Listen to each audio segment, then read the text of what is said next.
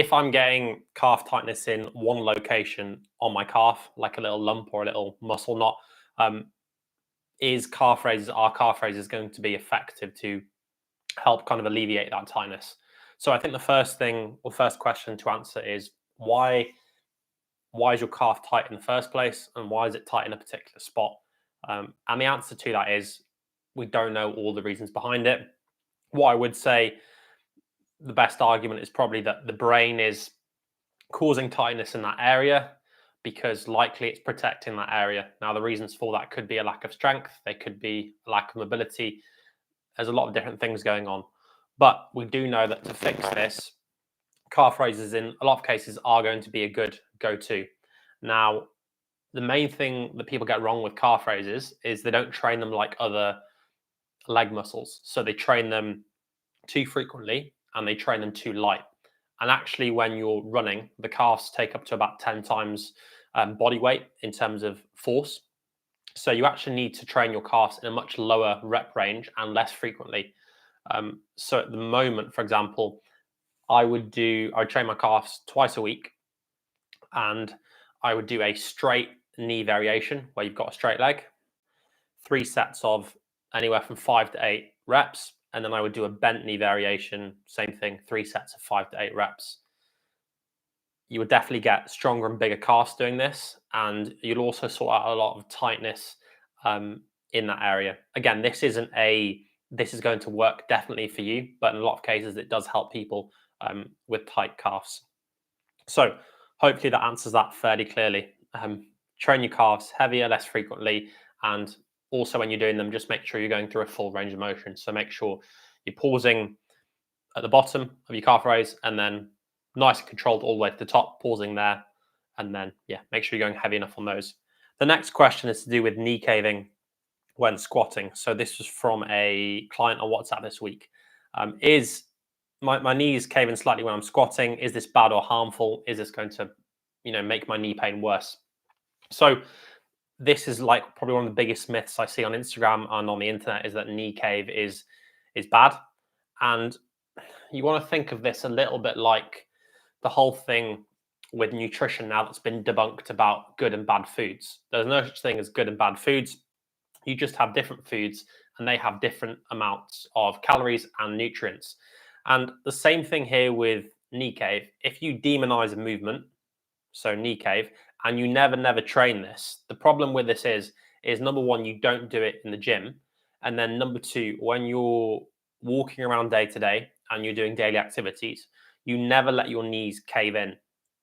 And the problem with this is that knee cave is a perfectly like normal and natural movement, and you should be training it as well. And so when you demonize a movement, number one, as I said, you don't train it in the gym, but then in every other daily activity you do, you also don't train it. So you lose a lot of mobility at your hip because you lose internal rotation at your hip because you never let your knees cave in. That can actually cause more issues than prevent any issues. So the biggest advice I can give you with that is to actually, especially in things like squats, lunges, day-to-day tasks, just experiment a bit, explore your movement, let your knees cave in. In the gym, practice movements where you're letting your knees cave in, practice movements where you're not letting your knees cave in. Don't be so rigid with your form and just experiment a bit. So no, knee cave isn't bad. It's not going to make your knees worse. In a lot of cases, avoiding it will make your knees worse. And this is down to what I've seen treating people, but also the research supports this as well. So like it's fairly concrete within the rehab world. The next question is from another client. So this is specifically talking about diagnosis. So does diagnosis matter for injuries and pain? And they were just asking in general terms. For example, if you have, let's stay on knees, if you have a knee injury and someone's diagnosing you with, let's say, you've damaged your ACL, you've damaged your MCL, you have an issue with your kneecap, and they're very, very specific about this. Does this really matter? Well, I'd say it matters in the fact that if you get an injury where there's acute trauma, which basically means the injury happens very suddenly, then I'd say this is a lot more important because there could be a lot more damage. For example, like ACL tear, MCL tear, meniscus. But if you've had chronic knee pain for a long period of time and it's not extremely painful, but the pain has just been there for a few years or longer than that, then really focusing on the diagnosis isn't going to help you. What I like to do with clients, if I can avoid it, when dealing with more chronic issues like this, with knee pain, with back pain, whatever the pain is to focus on the positives and what they can manage and then build from there. I don't really feel like in a lot of cases the diagnosis is really helping the client or the patient because it doesn't benefit you in any ways and it almost gives you an excuse not to be able to do certain things. And I don't like that approach to rehab. So I rambled a bit there. Hopefully that answers that questions. Answer that question. In most cases, no, I don't think it's that important. The next one is again from a client getting back pain when working a desk all day. Any suggestions to fix this or reduce pain? So one of the best things you can do is to ideally build an environment that you're working in that's very, very comfortable and adaptable. Now, this is obviously very challenging if you don't work from home. But for example, I've got a standing desk, which allows me to change the height of the desk. And this means that I'm definitely not standing all day, but if I get uncomfortable sitting for a while, I can increase the height of the desk and then I can stand for a little bit. When I get uncomfortable standing, then I can decrease it further and actually just go to like a kneeling position. I've even got a beanbag like down there, which I sometimes just sit on. So really what I'm getting at is just changing position is far more important than just being stood up all day. So this is really challenging in an office environment. Like I said, like a lot of businesses and employers won't want you having, they won't get you a standing desk, but ideally it's changing positions and postures as frequently as you can because movement is going to be king when it comes to back pain. If this isn't available, then the other kind of easier quick win would be to up your step count. So if you're not doing a lot of walking, then an easy way to get some in would be 5-10 minutes to work or before work, 5-10 minutes at lunch, and then 5-10 minutes after work. This seems like trivial, but if you're sat down all day, it's going to be massive. If you can get that daily step count up to about 5 or 10,000. Next, hopefully that answered that question.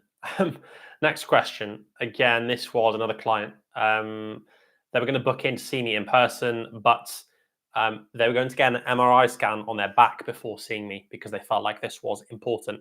And this isn't really a question they're asking me, but I just wanted to highlight this kind of issue. People think that getting a scan is going to fix all their problems, and in this case, going to fix their back pain. We know from the research, and I know from experience as well, that more pain doesn't equal more damage. So you might go in, you might not have any back pain, but if you got an MRI scan of your back, there might be loads of damage at your back. Vice versa, you got loads of back pain, you go in for an MRI scan, you get a scan of your back, and actually there's nothing on the scan. So we know that pain is a lot more complex than simply more damage equals more pain, which is just not true. So it can be influenced by psychological factors such as your beliefs around pain, if pain is a good or a bad thing, potentially your fear of particular movements or positions because you've been told they're bad, your sleep, your nutrition, your relationships, how often do you exercise, previous injury history. There's a lot of other things affecting pain.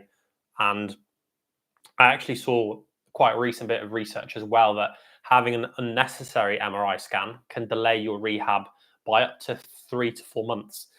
Because what it does is it puts you in a really negative space in terms of protecting your back and not wanting to move it. And actually to fix your back pain or any injury for that matter, the things you need to improve is your mobility, your strength, your confidence.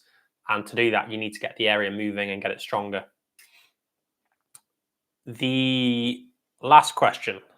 This is going to be a short live, but I'm not particularly bothered at the moment because no one's watching. The last question, again, from another client. Is yoga / Pilates beneficial to do alongside strength training or rehab?